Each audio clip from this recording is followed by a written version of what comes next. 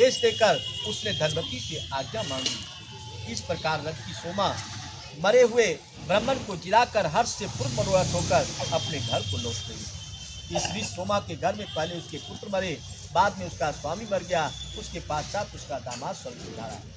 सोमा के आने के बाद ही सोमवार युक्त अमावस्या तिथि आ पहुंची, जो मृत्यु संजीवनी तिथि कहलाती है। इसी समय सोमा ने कहीं जल के समीप खड़ी एक वृद्धा स्त्री को देखा, जो रूई की ओस से दबी जा रही थी और बड़ी दुखी होकर बुरी तरह रो रही थी। उस वृद्धा ने सोमा को देखकर कहा, बेटी मेरे सिर पर से रूई का भार उतार लो, मैं इसके बोझ से दबी जा रही हूँ, इसी से रोती हूँ। सोमा ने कहा कि हे वृद्धे, एक तो अमावस्या तिथि है, दूसरे सोमवार भी है, इसलिए आज के दिन मैं रूई को नहीं छूऊंगी, मेरा आज के दिन का यह नियम है। उसी जगह एक मूलियों का बोझ लिए जाती हुई एक अन्य स्त्री को भी देखा। सोमा को देखकर उस मूली वाली ने भी कहा कि मैं इनके बोझ से दब रही हूँ, तुम मेरा बोझ उतार दो और तनिक मेरे पास खड़ी हो जाओ, मैं तुम्हारे संग चलूंगी। सोमा ने कहा, क्या तुमको नहीं मालूम कि आज सोमवती अमावस्या का दिन है, सो मैं आज के दिन रुई और मूली का स्पर्श नहीं करती हूँ, इसे नहीं छूती हूँ। इसके बाद पीपल वृक्ष के तले पहुँचे नदी के तट पर जा तीर्थ स्नान करके विष्णु भगवान का पूजन की और 108 बार प्रदक्षिणा कर फेरी दी। भीष्म पितामह जी कहते हैं कि जब उसने 108 बार फेरी दी, उसी समय जामाता, पति, पुत्र सभी उसके जीवित हो उठे और वह नगर शोभा से परिपूर्ण हो गया, वह घर भी अपरिमित धन से भर गया। तब सोमा अपने घर को आई, उसने अपने पति, पुत्र, दामाद को जीवित देखा तो उन जाने हुए लोगों के पास भी आई और उसने अपने को पुत्र माना। तब सब पुत्र बधुओं ने आकर उस तपस्विनी को प्रणाम किया और पूछने लगी कि हे देवी, तुम्हारे पति, जामाता, बांधव सब मर गए थे, फिर ये सब कैसे जी गए, यह हमें बताओ। तब सोमा बोली कि मैंने गुणवती का व्रतराज पुण्य अर्पण कर दिया था, दान कर दिया था, उस पुण्य दान से इनकी आयु समाप्त हो गई थी, इसी से ये सब मर गए थे। फिर मैंने रुई और मूली को नहीं छुआ, स्पर्श नहीं किया, और हे पुत्र बधुओं, पीपल की वृक्ष की पूजा कर 108 बार प्रदक्षिणा कर फेरी दिया और उसी पुण्य के प्रभाव से पति, जामाता, पुत्र फिर से जी गए। अब से तुम सब भी इस व्रतराज का विधान अवश्य करती रहो, इससे तुम लोगों को भी कभी वैधव्य नहीं प्राप्त होगा और सदा सौभाग्य बढ़ता रहेगा। यह कहकर सोमा ने सब पुत्रवधुओं से यह व्रत कराया। तब अनेक भोगों को भोग कर वह अपने पति पुत्रादि के साथ शवों में प्रवृत्त होती हुई विष्णु लोक में जा पहुंची।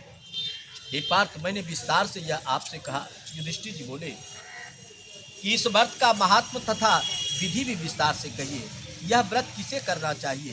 तब विष्णु जी ने कहा कि जब सोमवार युक्त अमावस्या हो तो उस दिन का पुण्यकाल देवों को भी दुर्लभ होता है। हे कुरुनंदन, उस दिन सवेरे बत्ती जलाशय में जाकर मौन भाव से स्नान करें, फिर कौशे अर्थात रेशमी वस्त्र पहने और बत्ती पीपल वृक्ष के समीप जाकर उसकी जड़ में मंत्र सहित विष्णु भगवान की पूजन करें और कहें कि व्यक्त और व्यक्त रूप वाले, सृष्टि, स्थिति तथा अंत करने वाले आदि मंत्र रहित विष्ट सर्वा भगवान को नमस्कार है।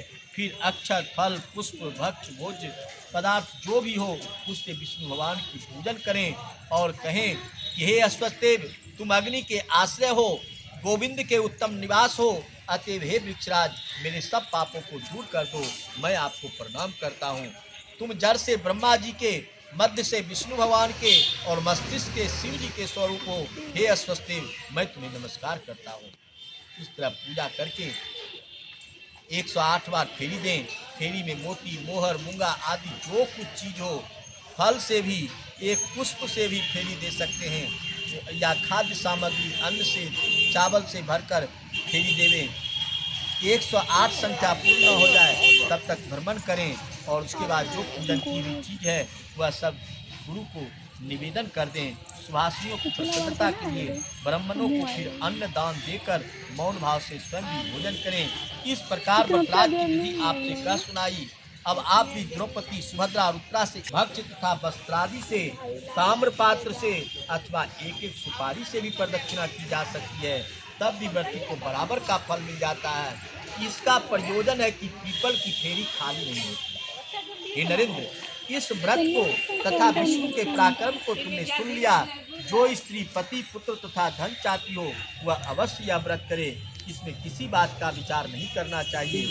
विष्णु जी ने कहा कि हे पार्थ, अब इसके उद्यापन की विधि भी मैं कहता हूँ। इसके बिना वरराज की पूर्ति ही नहीं हो सकती। पहले सर्वतोभद्र बनावें, उसके मध्य में एक उत्तम कलश को स्थापित करें। तदंतर स्वर्ण तथा पीपल वृक्ष की पंचरत्न की वेदी बनावें।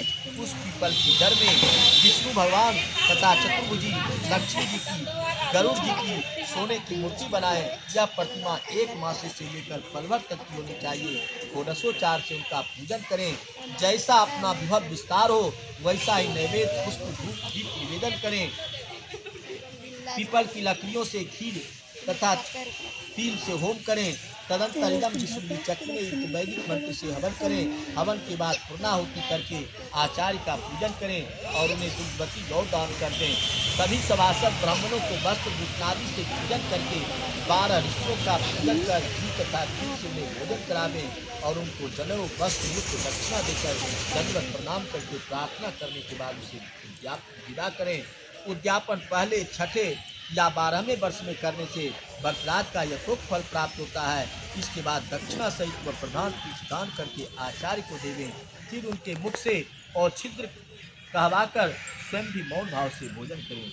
प्रणम्य दंडवत मोच प्राप्त विसर्जते एवं दास्वच्चां च स्माचेत हित्वाद्यात्रं फलं च लभते सर्वनिवेद्य समचित समतः विष्णु चक्र में त्रिधा नित्य पद्यम सोमश्यपम वैंश्वेश्री भविष्य पुराणो सोमवती अमावास्या वर्तता समाप्तः।